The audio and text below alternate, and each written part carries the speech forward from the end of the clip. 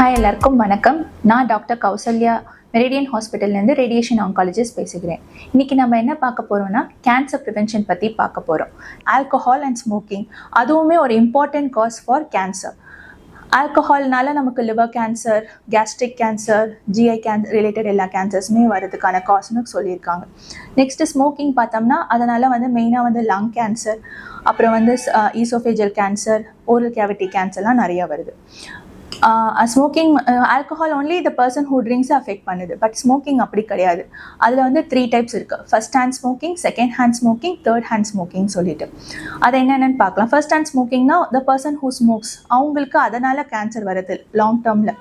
அது first hand smoking. So அவங்க தப்பு பண்ணுறாங்க, அவங்களுக்கு வருது. செகண்ட் ஹேண்ட் ஸ்மோக்கிங்லாம் நார்மல் பீப்புள் அஃபெக்ட் ஆகுறாங்க. அவங்க ஸ்மோக் பண்ணும்போது சுற்றி இருக்கவங்க அந்த ஸ்மோக்கை இன்ஹேல் பண்ணும்போது வரது தான், அது பேர் தான் செகண்ட் ஹேண்ட் ஸ்மோக்கிங். அதனால சுற்றி இருக்கவங்களும் அஃபெக்ட் ஆகுறாங்க. They are affected with not even without smoking. Next பார்த்தோம்னா தேர்ட் ஹேண்ட் ஸ்மோக்கிங். இது என்னென்னா புது கான்செப்டாக இருக்குன்னு பார்க்குறீங்களா?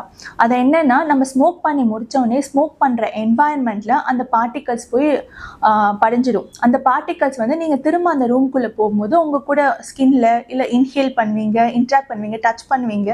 அந்த குட்டி குட்டி பார்ட்டிகல்ஸ் கண்ணுக்கு தெரியாமல் இருக்கும். அது திரும்ப உங்களை அஃபெக்ட் பண்ணும்.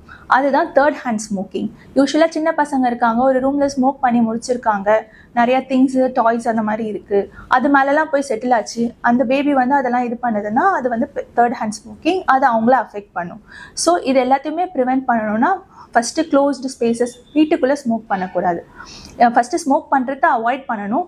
இன்கேஸ் முடியல, ஆல்ரெடி ஸ்டார்ட் பண்ணிட்டாங்க, வீட்டுக்குள்ளே ஸ்மோக் பண்ணுறதெல்லாம் அவாய்ட் பண்ணணும். நெக்ஸ்ட்டு பார்த்தோம்னா நெக்ஸ்ட் வெளியே போக சொல்கிறீங்க. வெளியே போனால் ரிஸ்க் இல்லையான்னு பார்த்தோம்னா, வெளியே போனால் சன் எக்ஸ்போஷர் அது ஒரு இம்பார்ட்டன்ட் ரிஸ்க் ஃபேக்டர். அதுலேருந்து வர அல்ட்ரா வயலட் ரேடியேஷன் நமக்கு ஸ்கின் கேன்சர்லாம் காஸ் பண்ணுறதுக்கான ஒரு இம்பார்ட்டண்ட் காசிட்டிவ் ஃபேக்டராக இருக்குது. அதை ப்ரிவெண்ட் பண்ண என்ன பண்ணணும் அப்படின்னு பார்த்தோன்னா, சிம்பிள் மெஷர்ஸ் ஃபாலோ பண்ணலாம். ஹேட் போடுறது, சன்கிளாஸஸ் வேர் பண்ணுறது, ரொம்ப நேரம் சன்னில் இருக்க மாதிரி போகிறீங்கன்னா சன்ஸ்க்ரீன் அப்ளை பண்ணணும் SPF 30க்கு மேலே. அதுக்கப்புறம் நிறையா ஷேட் ஏரியாஸில் இருக்கணும். Early morning sun is good for health. It causes vitamin D production in your skin. ஆனால் afternoon or eveningல that is harsh for your skin and it's dangerous. more of ultraviolet radiation இருக்கும். So அதெல்லாம் prevent பண்ணுறதுக்கு shady areas அந்த மாதிரி இருக்கணும்.